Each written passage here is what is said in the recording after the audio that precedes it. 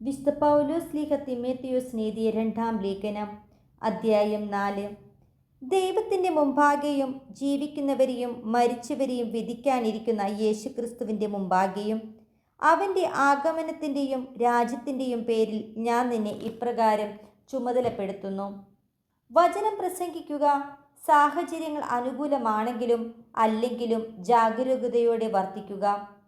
മറ്റുള്ളവരിൽ ബോധ്യം ജനിപ്പിക്കുകയും അവരെ ശാസിക്കുകയും ഉദ്ബോധിപ്പിക്കുകയും ചെയ്യുക.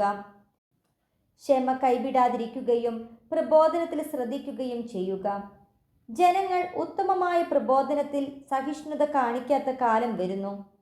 കേൾവിക്ക് ഇമ്പമുള്ളവയിൽ ആവേശം കൊള്ളുകയാൽ അവർ തങ്ങളുടെ അഭിരുചിക്ക് ചേർന്ന പ്രബോധകരെ വിളിച്ചു കൂട്ടും. അവർ സത്യത്തിന് നേരെ ചെവിയടച്ച് കെട്ടുകഥകളിലേക്ക് ശ്രദ്ധ തിരിക്കും. നീയാകട്ടെ എല്ലാ കാര്യങ്ങളിലും സമചിത്തത പാലിക്കുക. കഷ്ടതകൾ സഹിക്കുകയും സുവിശേഷകന്റെ ജോലി ചെയ്യുകയും നിന്റെ ശുശ്രൂഷ നിർവഹിക്കുകയും ചെയ്യുക. ഞാൻ ബലിയായി അർപ്പിക്കപ്പെടേണ്ട സമയം ആസന്നമായിരിക്കുന്നു. എൻ്റെ വേർപാടിൻ്റെ സമയം സമാഗതമായി. ഞാൻ നന്നായി പൊരുതി എൻ്റെ ഓട്ടം പൂർത്തിയാക്കി, വിശ്വാസം കാത്തു. എനിക്കായി നീതിയുടെ കിരീടം ഒരുക്കിയിരിക്കുന്നു. നീതിപൂർവം വിധിക്കുന്ന കർത്താവ് ആ ദിവസം അത് എനിക്ക് സമ്മാനിക്കും.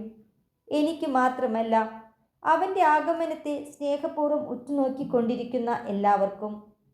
എൻ്റെ അടുത്ത് വേഗം എത്തിച്ചേരാൻ ഉത്സാഹിക്കുക.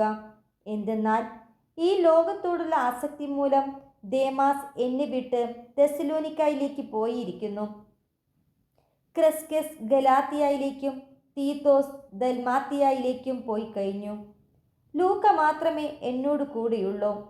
മർക്കോസിനെ കൂടി നീ കൂട്ടിക്കൊണ്ടുവരണം.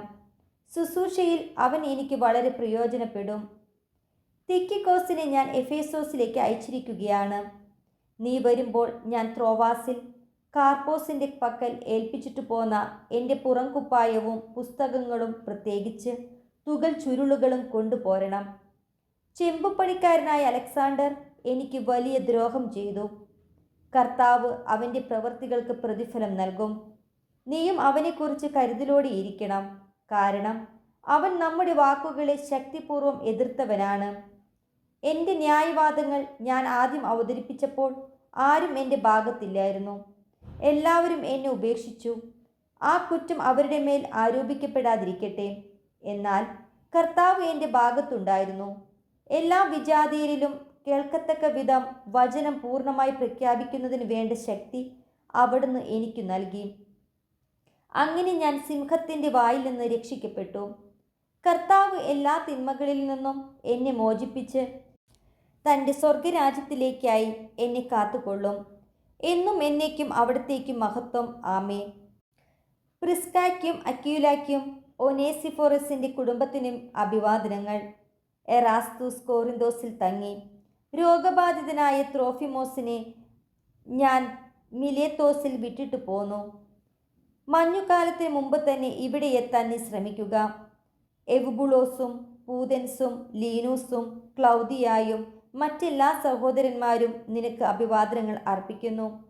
കർത്താവ് നിന്റെ ആത്മാവോട് കൂടി ഉണ്ടായിരിക്കട്ടെ. ദൈവത്തിൻ്റെ കൃപ നിങ്ങളോട് കൂടെ.